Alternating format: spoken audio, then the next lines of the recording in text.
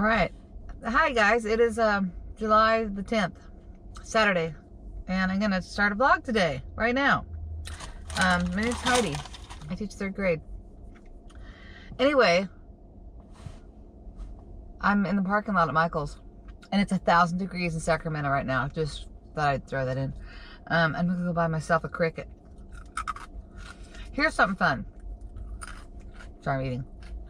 I participated in a program this last year that was, it was for my class, and I got paid for it. Anyway, it didn't get that much money for it, but I got enough money to pay it to buy this Cricuit. And it's not that I needed this money to buy this. I'm saying this because I love it when there's a direct correlation between doing something extra and getting something for it, right? So this is a tangible reminder that, hey, I went above and beyond and I got something for my effort. So, kind of excited about that. So, I'm going in. I'm going to get the Cricuit. I think I've decided to get the Explorer. Because there's 3. I don't want the smaller one. I want one of the other 2 ones. But I'm getting the one in the middle as far as the price range goes for what I need. Because I want it for bulletin boards. I'm not going to use it to make money on, like, you know, people use them for to make shirts and things like that. That's not what I need. So I hope I watch enough YouTube videos to help me understand what I need. So I'm going in. So we'll see if they have any. But I'm buying it before school really kind of starts, and you know. Anyway, it's an investment. But spending the money I earned, it's kind of good. So we'll see. Hi all. It is July 12th today, and I'm on my way to take my mom to the doctor. I'm in a stage of my life where this is a very normal thing to do. I don't know how many of you out there are in this place. Probably not many, because a lot of you are newer teachers, but this is what I do at least once a week, and it's part of life. And so I'm not going to complain about it here right now. But I'm not usually on the road at this time of day. It is about 1:15. I wanted to talk about this really quickly. I hate the feeling of leaving my classroom. Remember, it's summertime, right? I'm teaching summer school, and it's very, you know, half day, and I got a plan for this 4 hours.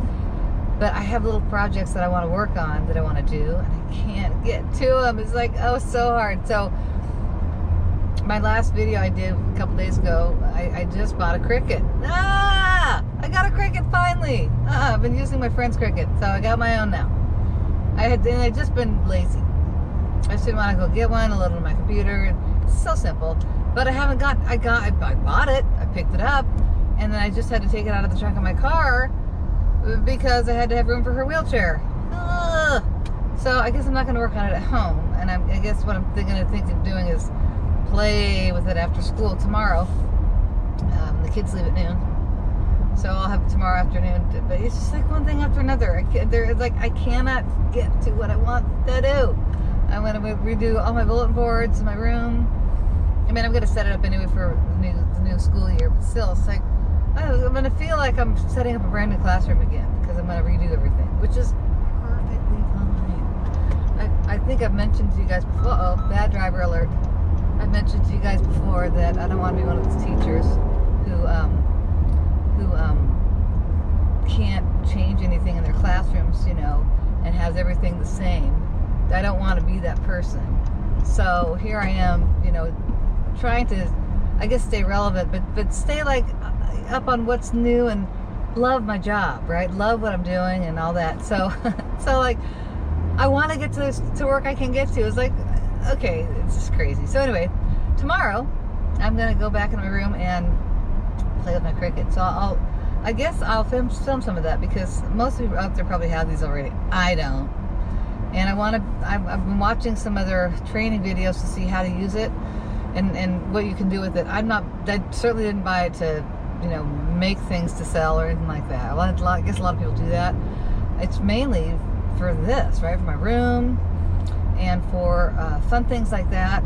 I think I could make t-shirts for my students too if I really wanted to. So a lot I want to be able to have fun with. And I think we're going to get our class lists a little early this year, so we'll see how that goes. But We just got our new CDC mandate.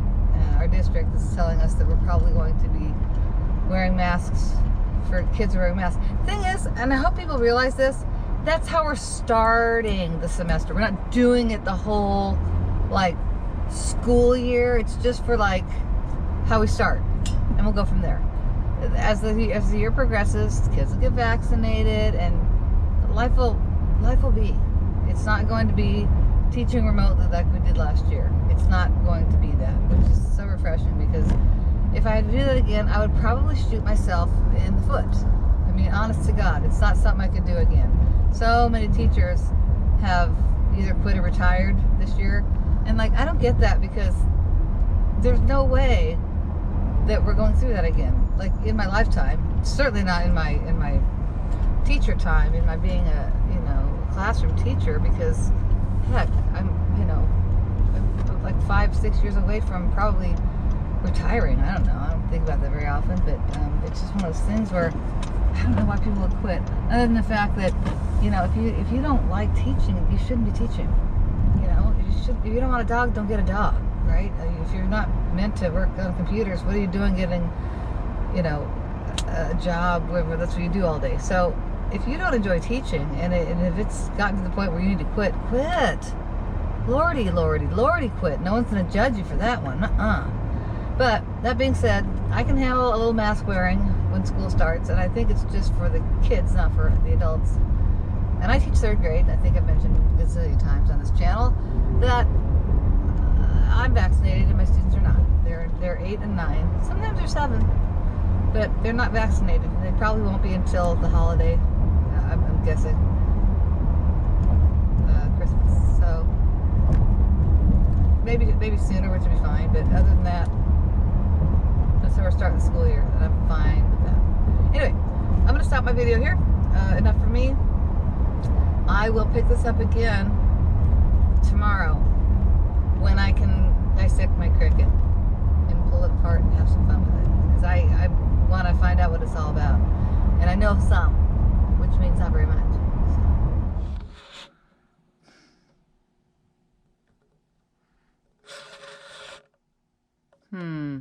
Something to think about. All right, I'm about to leave, but I just decided, first of all, wait a minute. It's July 13th, Tuesday. And, gosh, the last time I filmed, I was just about to go in to get my Cricuit. So I have that here, by the way, at school. I'm at school. And it occurred to me, I cannot watch another classroom setup video, because I don't want to see that anymore. I don't know why I keep looking at them. I know how to set up a classroom. I didn't set up lots of classrooms. But I was thinking, I just want to show you guys what I'm doing right now. How about that? Because I've got 6 more days of summer school to teach. And I've been doing a daily read aloud, because I can't get to all my read alouds during the school year. I just can't. I've got the curriculum that I'm required to teach, expected to teach, for language arts on the whole, right? Lots of literature there. And then I've got math, science, and all that stuff. So I can't always incorporate the gazillion read aloud books I have acquired over the years. So I've been doing one a day. That's a lot of, 5 weeks, 4 days a week. I've read at least 12 books now.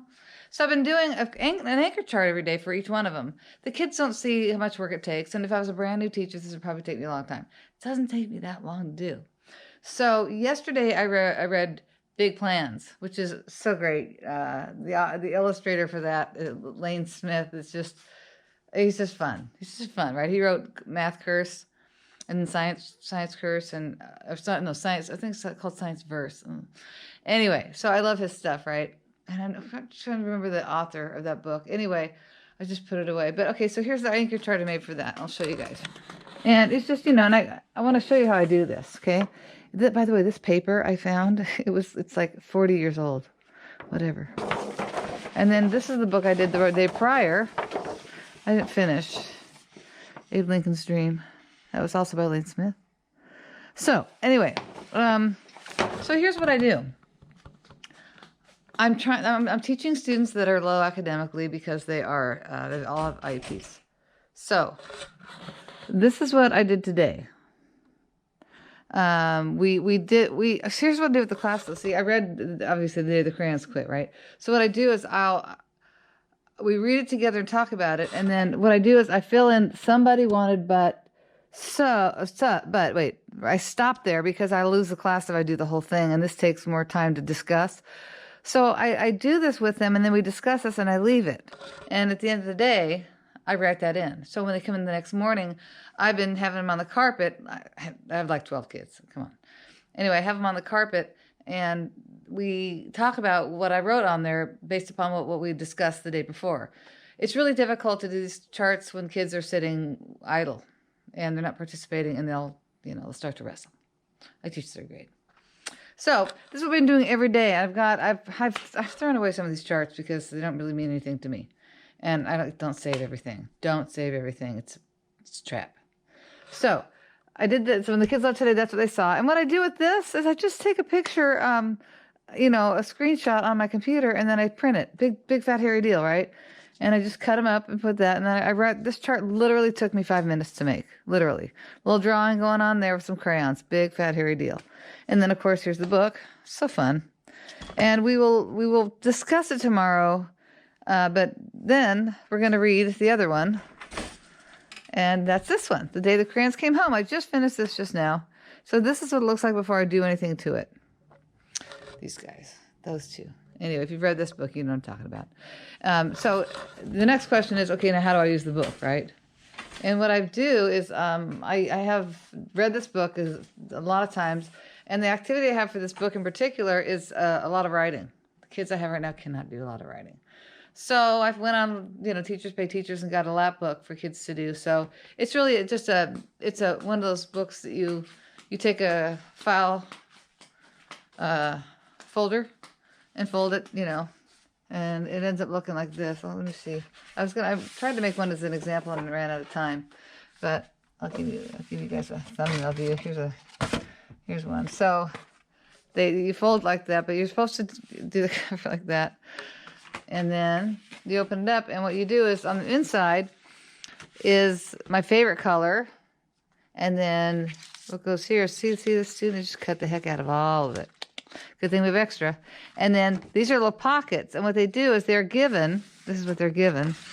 They are given a bunch of cards to put in the pockets that are of that color. So they don't have to do any writing. They just have to be able to read it. So that's what I did.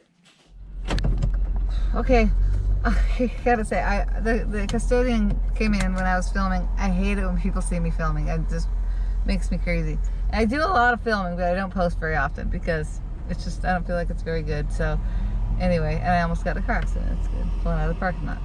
So anyway, that happened. So I gotta share this with you guys. Are you ever at school? This is if you're a teacher. If you're not a teacher, then of course this doesn't apply to you. We had some students, some kids. That's important for the story. Some kids riding skateboards in the hallway and making a lot of noise. And so I put up with it for a while. I thought, it's summer, But we have an after-school program of childcare, and then we have teachers that are still here doing things like me, getting some things organized, making anchor charts. Anyway, and so I stuck my head out and I said, hey, just so you know, that's against the rules here. You're not allowed to do that. You need to figure out another place to go do that. They were really nice. They weren't impolite, which is super good because if they're not, I don't usually take them on. I've learned from experience that you lose that every time because they have nothing to lose by yelling at you. So the custodian came in and I told him, hey, by the way, there's good pieces. And I said, I realize that they have parents who think that, school is a safe place, and it is. And it's better for them to be running around the school than in their neighborhood. And I realized too that, these kids are unsupervised, but I'm sure that, I was sugarcoating it. He knew it. He called me on it. He goes, oh, come on now. Come on now, he's young and hip, right? You know as well as I do, their parents don't give it, what where they are. He went on not like that. I went, hey, I'm not, I'm a teacher here. But it was so funny, I blushed. I thought, well, he saw right through what I was trying to say. Everyone has a different childhood. I just, as a parent right now, my youngest is 17, but a few years ago when he was the age of these kids, I knew where he was all the time. You have to know that. And he had a phone. So, just funny that he would see right through me. Yeah. Anyway, I am going to Lakeshore right now because I'm weird about color matching. So they have some bins at Target, and I thought I could use those instead of the folders for papers on their desks this year. And I went, but it won't match the carriers that I have. It's a sickness, people. I'd rather spend an extra $3 for each one of those instead of buying the ones at the dollar spot. You know where I'm going with this. Oh, girl. So that's where I'm headed right now, to Lakeshore. And I gotta do that. Anyway, so we'll see how this goes. I'm gonna post this when I get home. I just want to share that with you guys. Anyway, and then again, I don't have a lot of setting up to do in my classroom, but I have things I am doing, and I thought it might do anybody else well out there to know that what else do we teachers have to do but set up a classroom? Some of us are teaching, and that's how we're teaching. When we don't have a curriculum, we make up our own curriculum. We make up an anchor chart, and we read a really fun book, and we talk about it, and we tie it into something academic. That's what we do. So, I will see you guys on the other side when school starts pretty soon here. I've got a few more weeks, but got to pack for Colorado pretty soon here in a couple weeks. Gonna go see our son and graduate school there and see a Rockies game. They're playing Chicago, which I love. Love the Chicago Cubs and I love the Colorado Rockies. Love baseball. So I'll see you guys later.